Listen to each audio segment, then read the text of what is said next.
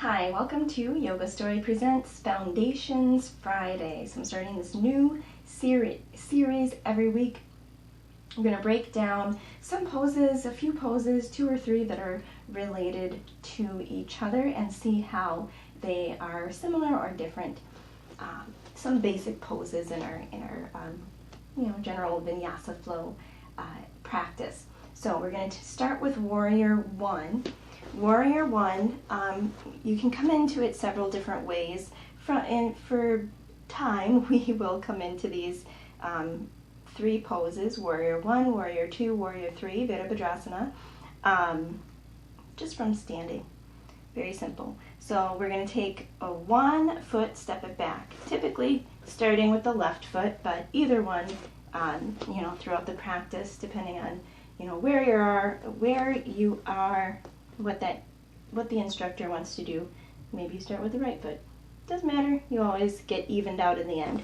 So you step back with the left foot here in this case, and the left toes are going to face the left corner of the mat. Also be about 45 degrees. You're going to connect the heel to the ground.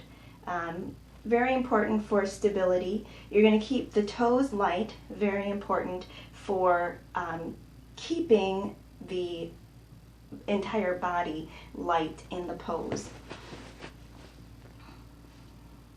You can shimmy the front toes forward and get a little bit deeper into this quad, or scoot that back foot forward to get a little bit less. Same thing with the back foot, moving it back for a little bit deeper stretch. So starting with our foundation, we're connected through the metatarsals, the ball and heel of the foot, both feet, toes light. In the front leg, we have that energy moving up through the calf, up through the shin. The knee joint is just above the ankle joint, so we don't want it beyond it. We don't want it. You can have it a little bit away from it. That can bring a little bit more ease to the pose if you're needing that. Otherwise, directly above it is the ideal place to be. Quads are working here, so we have a flexing of the quads. We have a flexing of the hip flexors going on here, and then up from there. But we'll go back to the back leg first. So we have stretching here of the back quad, stretching of the back hip flexor. So strengthening in the front leg, stretching in the back leg. Both feet pressing evenly down, and also stretching through the back calf muscle here. Here we have strengthening through the front calf. So that back muscle there. And then we have some flexing going on through the front shin, the muscles that run along the shin here in the back of the leg. Same thing in the front. Then we get into the pelvis. Pelvis is neutral here. The hips are forward, although because of the position of our foot, if we come up onto the ball of the foot, then yes, we can draw the hips square. But with the heel down in our Warrior Two, as opposed to a crescent lunge, this hip is going to be, a little bit turned, and that is exactly where we want it to be. We want to feel a little bit lifted out of the hips, and you do that by engaging the lower abdominal muscles, keeping the pelvis neutral, keeping that balance, everything balanced there. Let there be strength through the pelvic muscles, through the abdominal muscles, through the muscles that run along the hip.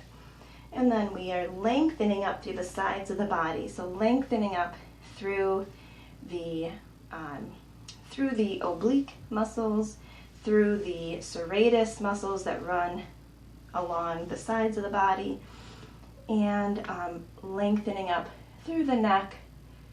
Crown of the head is reaching toward the ceiling. So here I have the hands on the hips, full expression of the pose.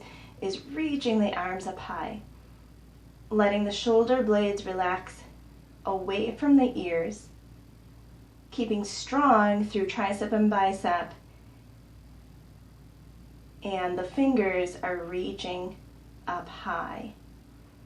And then we're keeping the chest open, so going back to that abdominals, the chest, we're letting the chest be open, letting those muscles, the pectoral muscles through the chest muscles be stretched, stretching there, stretching up through the arms, but strengthening through the triceps and biceps in order to keep the shoulder blades away from the ears, rotating the pinkies toward each other to help allow the shoulder blades to relax again away from the ears.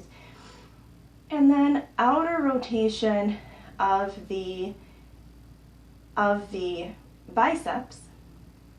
So that's the turning of the pinkies in toward each other causes that natural outer rotation so that the shoulder blades draw away from each other here. And then of course we keep the face relaxed, we keep the chest lifted, we keep the crown of the head reaching toward the ceiling, abs engaged, and then we have lengthening up through the spine, the back of the neck, the back of the head. And we breathe here.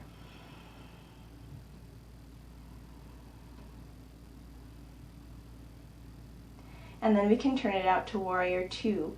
So in Warrior 1, we have an inner rotation of the inner thighs.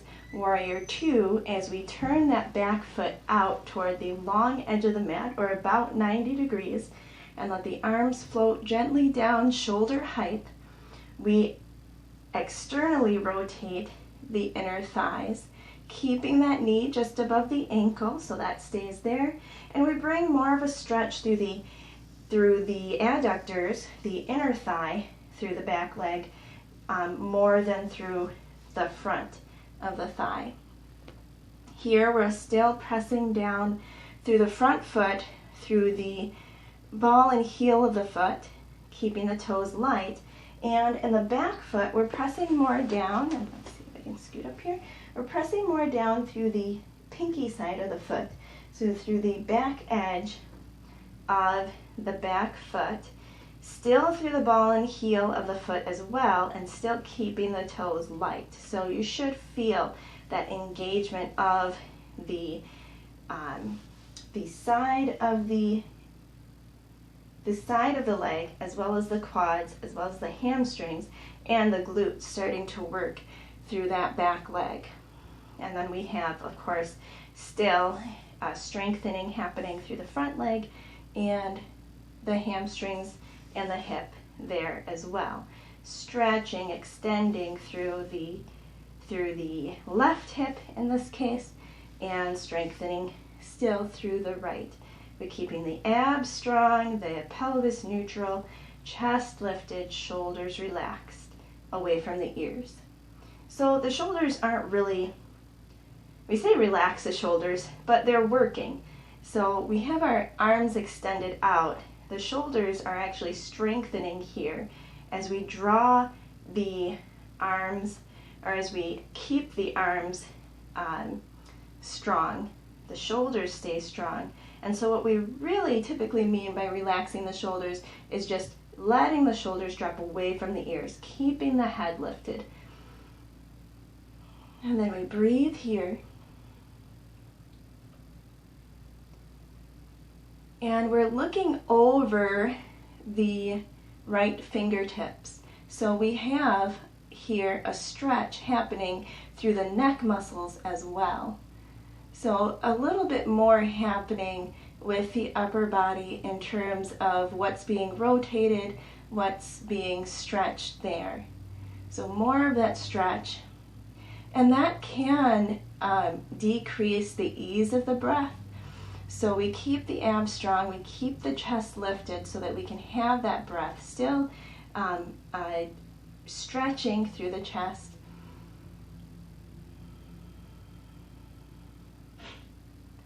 And then we're going to take Warrior 3. So we'll bring everything down, bring everything back in, come back to that standing position.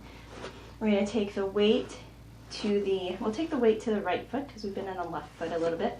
And of course do even all this out. This is just breaking everything down. Take the weight to the right foot in this case. We'll inhale, lift the left knee. And we'll bring the hands to the hips for a little bit more stability here. So again, right here, we want to feel that we're planted down through ball and heel of the front of the standing foot, keeping the toes light. So we don't want to grip with the toes. We're going to end up tensing up all the parts of the body that we don't want to tense. And then we're going to take an exhale, press that left heel back, hinge at the hip, and reach the arms long for warrior three. So here we bring a little bit more strength up into the glute, particularly on this side into the left glute. We have more engagement of the top shoulder muscle, the muscle that runs along the shoulder, the deltoid.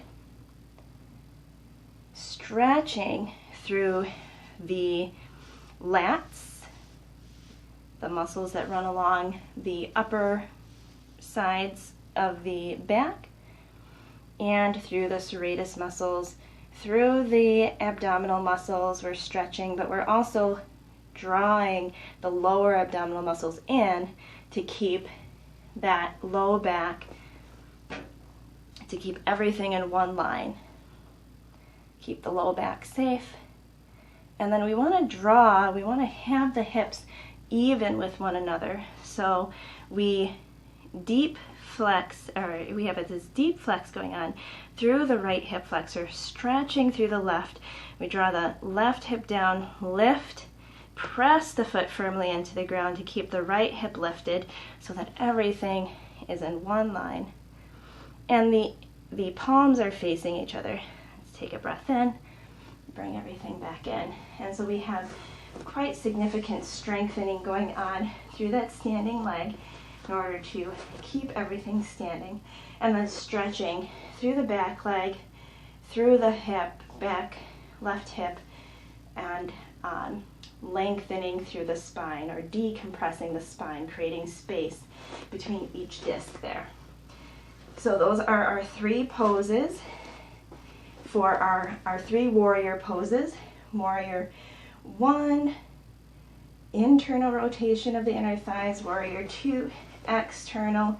Everything else pretty much stays the same, but we have that stretch going on through the neck as we look over the front fingertips.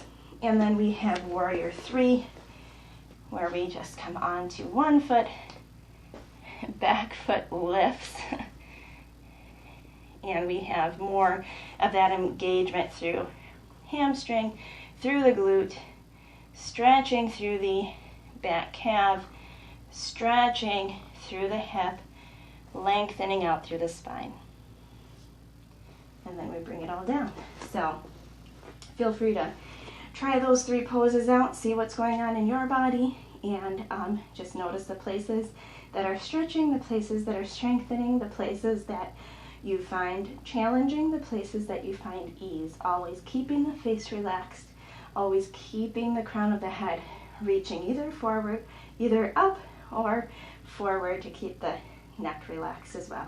Thanks so much for watching. Peace. Namaste.